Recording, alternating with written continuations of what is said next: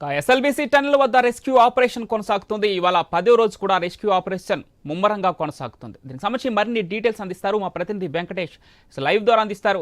Yes Venkatesh, తాజా పరిస్థితి ఏంటి? ఎస్ఎల్బీసీ టన్నెల్లో రెస్క్యూ ఆపరేషన్ చివరి దశకు చేరుకున్నట్లు తెలుస్తోంది. మరి మృతదేహాలకు సంబంధించి ఏమైనా ఆధారాలు సేకరించారా? ఇవాళ బయటకు తీసే అవకాశం ఎంతవరకు ఉండొచ్చు వెంకటేష్?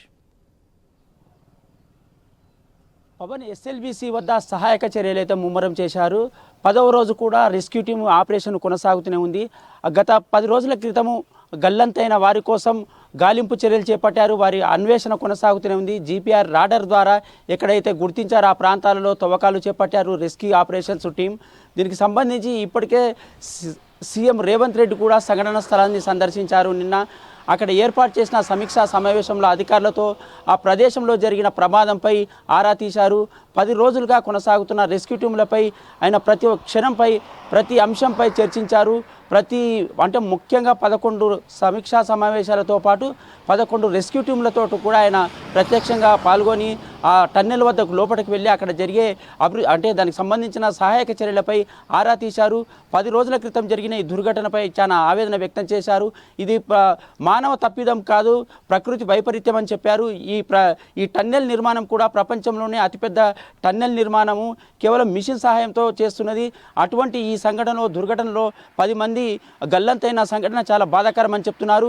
ఏది ఏమైనప్పటికీ ఈ ఎస్ఎల్బీసీ టన్నెల్ వద్ద ఆ జీపీఆర్ ఎప్పుడైతే రాడర్ ద్వారా గుర్తించిన ప్రదేశాలలో రెస్క్యూ టీం అయితే తవ్వకాలు చేపట్టింది. ఇప్పటికే బురద మేటలు, దానికి సంబంధించిన నీరు ఉబికి రావడం వల్ల అక్కడ సహాయక చర్యలు కూడా చాలా ఇబ్బందులు తలెత్తుతున్నాయి, అవరోధాలు తలెత్తుతున్నాయి. ఇప్పుడే రెస్క్యూ చేస్తున్న అన్ని డిపార్ట్మెంట్లు NDRF, RDF, navy, Bharat army, Singareni, rat mens, Singareni క్యామెన్స్, ఇలా ప్రతి ఒక్క దానిపైన నిపుణులైన సిబ్బందితో ఆ రెస్క్యూ ఆపరేషన్స్ చేస్తున్నారు. ఆ రెస్క్యూ ఆపరేషన్లో వాళ్ళు చాలా ముందుకు సాగుతున్న ప్రదేశంలో కొంత అవరోధం అయితే ఖచ్చితంగా కలుగుతుంది. 10వ రోజు కూడా ఈ సహాయక చర్యలు అయితే ముమ్మరం చేశారు. ఈ సంబంధించిన భవిష్యత్తులో కూడా ఈ ప్రాజెక్టు నిర్మాణానికి ఎలాంటి అవరోధాలు తలెత్తకుండా ఖచ్చితంగా కృషి చేస్తాము. ఎన్ని ఇబ్బందులు తలెత్తినా ముందుకు సాగేందుకైతే పనిచేస్తామని చెప్తున్నారు. దీంతో పాటు ఒకవేళ ప్రమాదాలు ఏదైనా జరిగే అవకాశం ఉన్న నేపథ్యంలో భవిష్యత్తు చిన్న గాయం కాకుండా కూడా రోబోల సహాయం కూడా తీసుకుంటామని సీఎం రేవంత్ రెడ్డి స్పష్టం చేశారు. కానీ మృతదేహాలు మాత్రం 8 మంది గల్లంతైన మృతదేహాలు మాత్రం ఇప్పటి వరకు లభించలేదు. ఆ లభించిన ఆనవాళ్లు కూడా ఇతర పరికరాలకు సంబంధించింది. ఎప్పుడైతే జీపీఆర్ తమ నిర్దేశించిన చిత్రాలలో దానికి సంబంధించి ఆ ప్రదేశంలో తవ్వకాలు చేపట్టారు. ఇప్పటికే 3.5 మీటర్లు 4.5 మీటర్లు ఆ తవ్వకాలు జరుపుతూనే ఉన్నారు.